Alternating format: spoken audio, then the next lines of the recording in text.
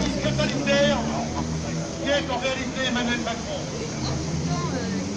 En effet, plus de 10 associations, groupements, syndicats, partis et bien sûr les Gilets jaunes, Groupe d'Action de la France Insoumise, etc.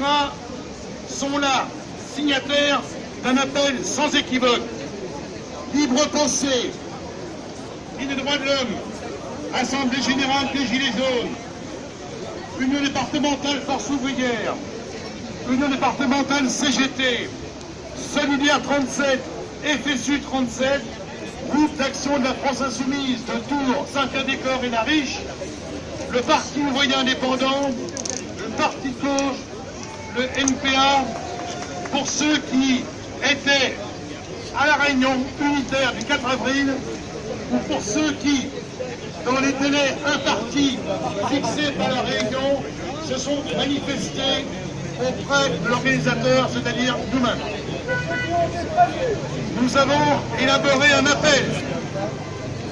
Cet appel, il a un petit peu circulé malgré le temps très court. Et puis, camarades, au plan national, ce sont plus de 50 associations qui sont parties prenantes et ce n'est pas rien. Aujourd'hui, il y a d'autres associations qui sont présentes, que nous n'avions pas pu contacter et qui ne nous avaient pas contactés. Mais ils sont là aujourd'hui.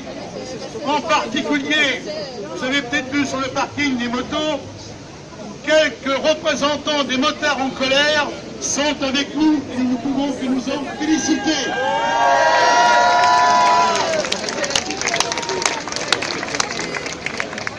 Et il y en a d'autres que je ne connais pas, mais qui sont là, et c'est tant mieux.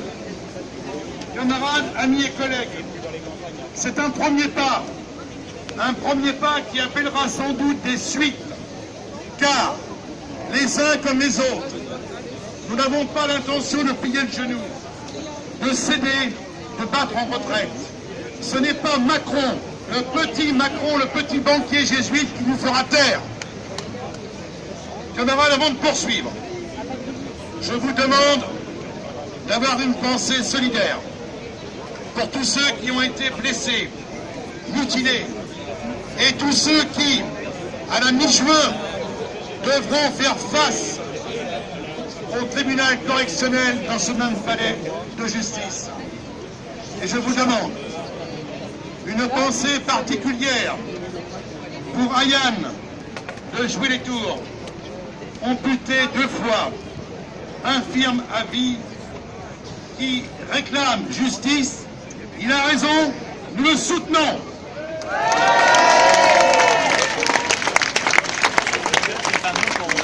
Camarades, depuis bientôt 5 mois, chaque samedi, les violences de l'État policier se développent et s'accentuent. Contre les Gilets jaunes, mais pas seulement.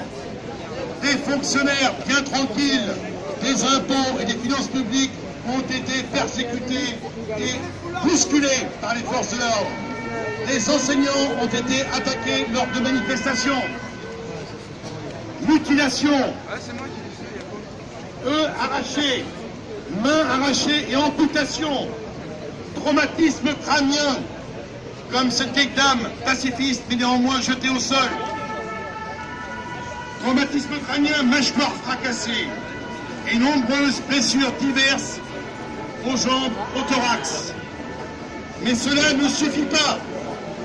La presse aux ordres a orchestré une campagne de calomnie, assimilant les Gilets jaunes notamment, qui défendent leurs droits et leur dignité, à les assimiler à des terroristes, à des antisémites et, pour certains, à des fascistes porteurs de chemises brunes cachés sous le gilet jaune.